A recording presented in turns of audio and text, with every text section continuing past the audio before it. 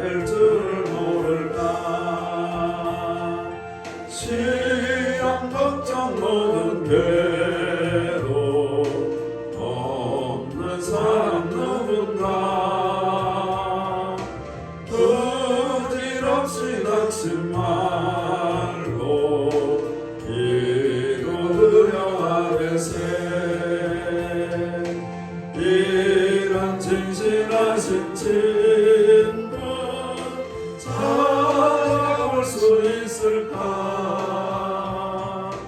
우리 약함하시오니 어찌 아니하될까? 근심 걱정 무거운지 아니 진짜 누군가 이나처럼 우리 예수 주께 기도드린 세상 친구 멸시하고 널 조롱하여 예수 품에 안기어서 참된 위로하겠네. 아멘.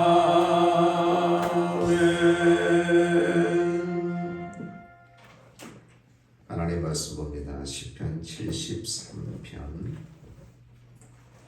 1절에서 28절 말씀 봉독해 드립니다.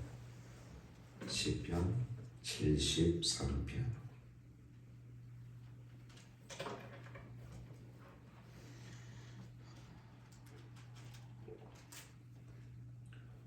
하나님이 참으로 이스라엘 종 마음이 정결한 자에게 선을 행하시나 나는 거의 넘어질 뻔하였고 나의 걸음이 미끄러질 뻔하였으니 이는 내가 악인의 형통함을 보고 오만한 자를 질투하였음이로다.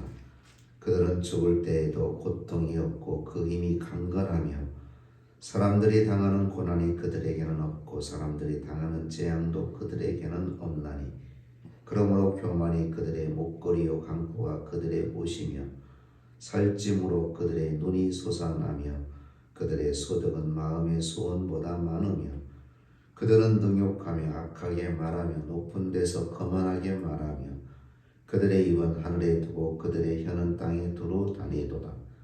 그러므로 그의 백성이 이리로 돌아와서 잔에 가득한 물을 다 마시며 말하기를 하나님이 어찌하랴 지존자에게 지식이 있으려 하는도다. 볼지어다 이들은 악인들이랄지라도 항상 편안하고 재물은 더욱 불어나도다. 내가 내 마음을 깨끗게 하며 내 손을 씻어 무지하다 한 것이 실로 헛되도다.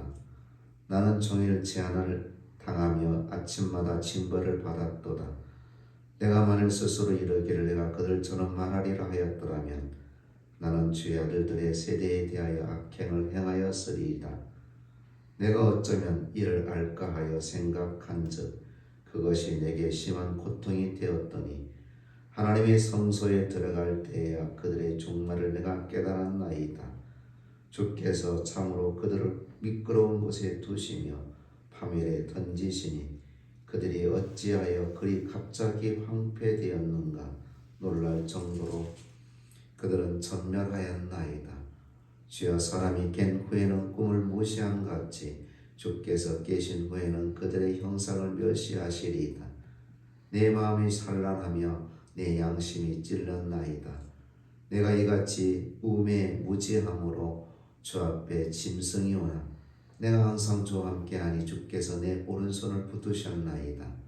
주의 교훈으로 나를 인도하시고 후에는 영광으로 나를 영접하시리니 하늘에서는 주 위에 누가 내게 있으리요 땅에서는 주밖에 내가 상호할 리 없나이다. 내 육체와 마음은 쇠약하나 하나님은 내 마음의 반석이시요 영원한 분기시리라. 무릇 주를 멀리하는 자는 망하리 음녀같이 주를 떠난 자를 주께서 다 멸하셨나이다. 하나님께 가까이 함이 내게 복이라. 내가 주 여호와를 나의 피난처로 삼아 주의 모든 행적을 전파하리이다. 아멘. 오늘부터는 83편까지 아삽의 시에 대해서 말씀을 살펴볼 겁니다. 아삽은 다윗 왕 시대 때 성전에서 악기를 연주하며 찬송하는 직무를 맡은 찬양대의 찬양대장 중 한 사람으로 활약한 인물로 소개되고 있습니다. 본 시편은 악인의 형통함에 대한 주제를 다루고 있습니다. 악인이 형통하고 의인이 고통당하는 모순된 현실이 우리 주변에서도 일어나고 있는 것이 사실입니다. 따라서 시인의 번민은 오늘날 우리 모두 성도들에게도 동일한 번민이기도 합니다. 그러면 참된 형통이라는 것은 어떤 것일까? 참된 형통의 길은 악인의 길을 쫓지 않는 데 있습니다. 하나님을 모르고 멸시하는 세상의 악인들이 저토록 형통한 이유가 뭘까? 시인은 이 문제를 놓고 고민하다가 거의 실족할 상태까지 이르게 되었다라고 고백하고 있습니다. 하나님 없이 수단과 방법을 가리지 않고 제멋대로 살아가는 저들이 저토록 형통하고 건강하고 고난도 없고 재앙도 없이 평안하고 재물을 더해가는데 어찌하여 하나님을 섬기는 의롭고 신실하게 살아가는 의인들은 재앙을 당하고 징책을 당하는가? 이 현실을 바라본 시인의 마음은 이렇게 의심을 샀습니다. 과연 하나님이 살아 계시기는 하는가? 정말 하나님이 살아 계신다고 한다면 그 하나님이 공의 하나님이라고 한다면 악인이 저렇게 잘돼? 건강하고 또 부도 자꾸 늘어나고 하나님이 살아계신다면 어떻게 악을 행하고 수단과 방법을 가리지 않고 나쁜 짓을 해서 재산을 모으는 그 사람들이 잘되고 형통한 것을 방치만 하고 계실까? 이것이 본 시편의 고민이었습니다. 이렇게 당시 의인들의 고민이 오늘날 성도들의 고민이기도 합니다. 그래서 많은 성도들이 고민 끝에 의와 신을 버리고 악인의 길을 쫓는 경우가 종종 있습니다. 내가 착하게 살아서 뭐해? 나도 나쁘게 살아야지. 나만 혼자 당해? 나만 억울하게? 아니요. 나도 저 나쁜 사람들처럼 그렇게 살 거야 하고 악인의 길을 쫓는 성도들이 있다는 겁니다. 그러나 분명한 것은 악인의 길을 쫓으면 된다 안 된다? 안 된다. 시편 1편 말씀에 복 있는 사람이 어떤 사람이에요? 죄인의 길에 서지 않고 오만한 자리에 서. 어떻게 해요? 제 복 있는 사람은 악인들의 꾀를 따르지 아니하며 죄인들의 길에 서지 아니하며 오만한 자의 자리에 앉지 아니하고. 복 있는 사람, 복 있는 사람을 다른 말로 말하면 하나님을 믿고 하나님 말씀대로 사는 의인된 사람은 악인의 꾀를 따르지 않아야 된다는 것이죠. 아무리 내 주위의 사람들이, 세상 사람들이, 악한 사람들이 잘되고 형통한다 할지라도, 그들의 부가 날마다 늘어난다 할지라도 그들처럼 살아서는 안 된다라는 것입니다.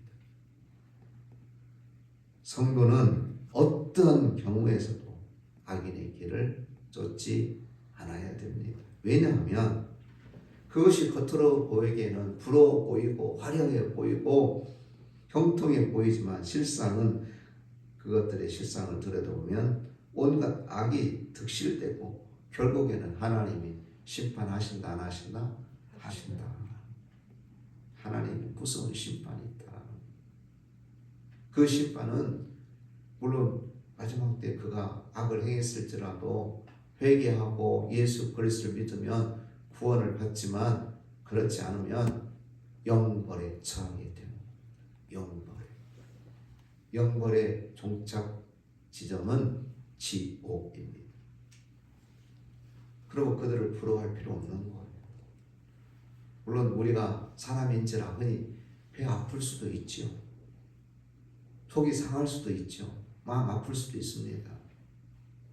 그러나 악인의 결국은 하나님의 무서운 심판이 있다라는 겁니다. 그래서 성경은 악인들의 꾀를 따르지 말라라고 말씀하고 있습니다. 악인의 길에는 세상의 교만이 있고 강포가 있고 탐욕이 있습니다. 능욕과 압제와 거만이 있습니다. 비방과 중상과 모략이 있습니다. 그리고 무엇보다도 배도와 신성, 모독이 있습니다. 그러므로 거기에 참 평안이 있을 수 없다는 것이죠. 따라서 형통함을 기대할 수 없는 겁니다. 그 모든 것이 허상이고 신기루일 뿐인 것입니다. 거기에 속아서는 안 됩니다. 부러워해서도 안 됩니다. 참된 형통의 길은 성소를 찾아 나서는 길입니다. 오늘 시인은 그렇게 고백하고 있습니다. 악인의 외형적인 형통함을 부러워하고 질시하다가 거의 실족할 뻔했는데, 악행의 자리에 떨어질 뻔했던 그 시인은 모든 문제를 하나님 성소에서 해결받게 되어집니다. 오늘 보면 17절입니다. 하나님의 성소에 들어갈 때에야 그들의 종망을 내가 깨달았나이다. 그 이전 16절의 이전까지 1절에서 16절의 말씀을 보면 얼마나 이 시인이 고민하고 저렇게 사는 것이 맞다 할 정도로 나도 그렇게 살아야 돼. 내가 지금까지 인생을 헛살았어. 나 혼자 착한 척하고 착하게 사는 것이 잘못된 것 같아. 저 사람들처럼 나도 살았을걸. 이런 마음을 가졌던 것이 사실 사람인지라. 우리는 안 그럴까요? 저도 똑같이 시인처럼 그랬을 것 같아요. 그런데 시인이 어느 때 깨달았다고요? 성소에 들어가서. 성소에 들어가서 깨달았다는 거예요. 여기 성소는 하나님의 언약궤가 안치되어 있는 시온산의 다윗성을 가리킵니다. 그리고 하나님의 언약궤는 하나님의 말씀으로서 예수 그리스도를 상징하고 있습니다. 그러니까 말씀 앞에 나와서 그 모든 의문점 문제를 해결받았다라는 말씀입니다. 자신의 생각으로는 아무리 생각하고 또 생각해도 이해가 안 되는 거예요. 우리 주위에 정말 악을 행하는 사람이 있어요, 없어요? 있습니다. 근데 그 사람이 우리 와서 가다가 그냥 탁 너무 코가 깨졌으면 좋겠는데 코가 깨지는커녕 그냥 좋은 차 타고 다니면서 넘어질 일 없도록, 비싼 차 타고 다니면서 넘어질 일 없도록 악한 일이라는 것은 도맡아서 하면서도 하는 일마다 왜 이렇게 잘 되는지. 그리고 농사도 좀 혹사 망했으면 좋겠는데 더 잘 돼. 그런 경우가 있죠. 그 집에 자녀들도 좀 안 됐으면 좋겠는데 다 더 잘 돼. 좋은 자리나 다 차지하고 있네. 그랬을 때 시인처럼, 오늘 본문의 시인처럼 악인의 형통함은 보면서 얼마나 마음이 정말 하나님이 살아계실까? 나도 저렇게 할까? 이런 마음을 가질 수 있잖아요.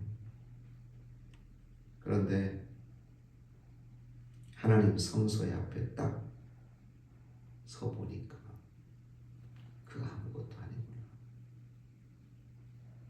그때 아무것도 아니구나. 제가 어렸을 때 저 예관집을 가장 부러워했습니다. 왜냐면 우리 예관집은 우리 동네에서 세 번째나 네 번째 부자였거든요. 물론 우리 예관집 형들이나 외삼촌이 나쁜 짓을 해서 재산을 축적한 건 아니고 전형적으로 물러온 곳이 많으니까.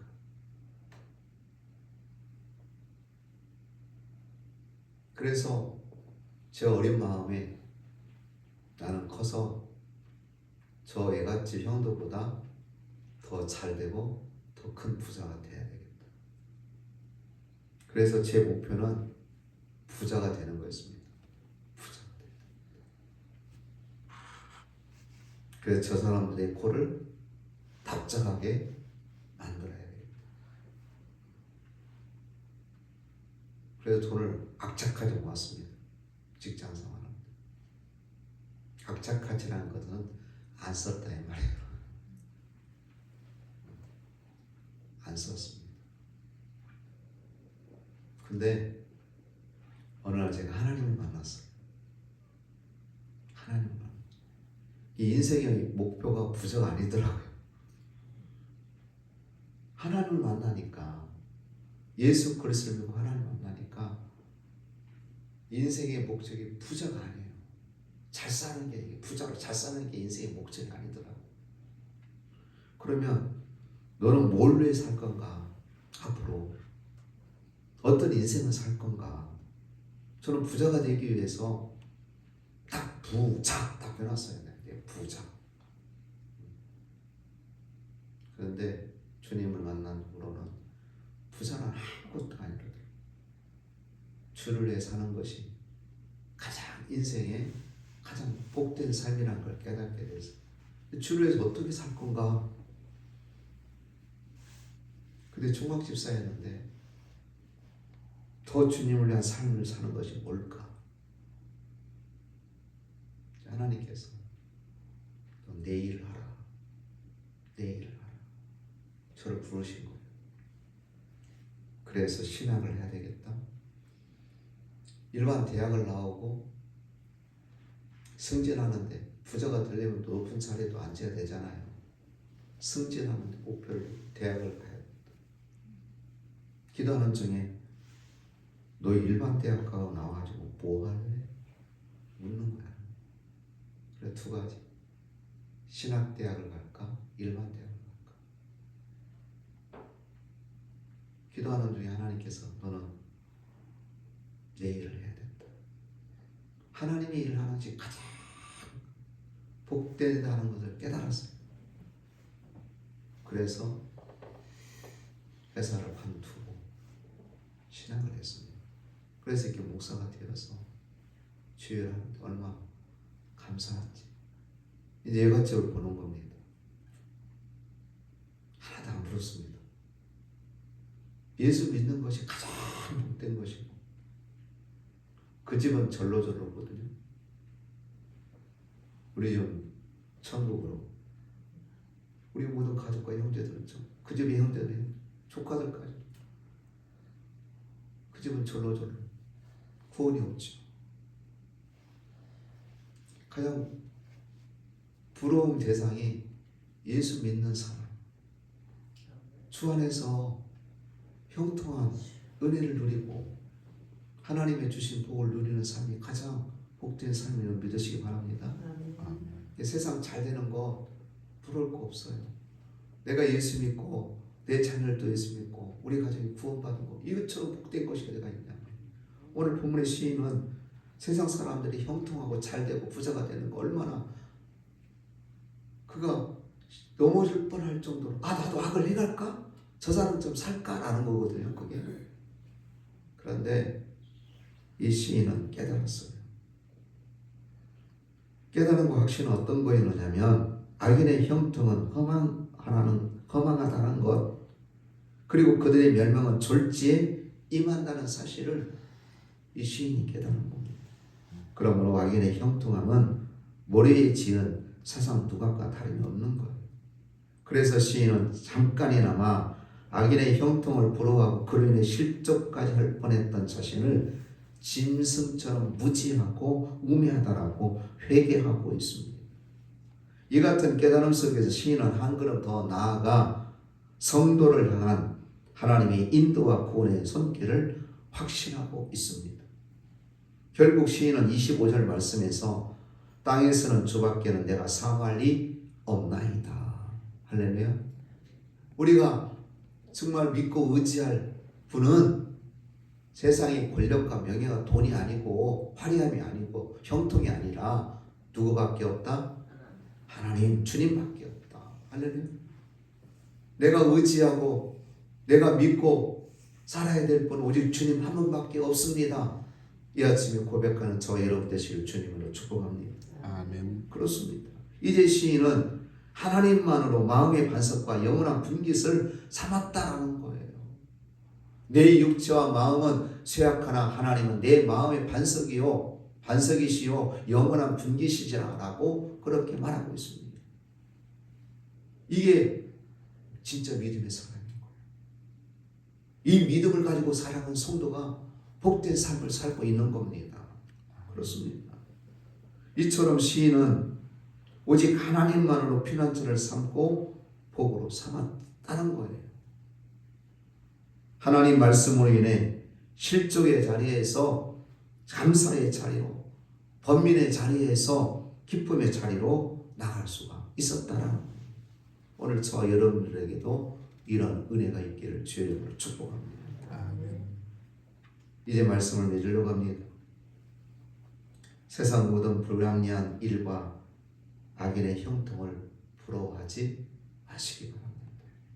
세상에서 가장 행복한 사람, 가장 복된 사람, 오늘 저희 여러분들.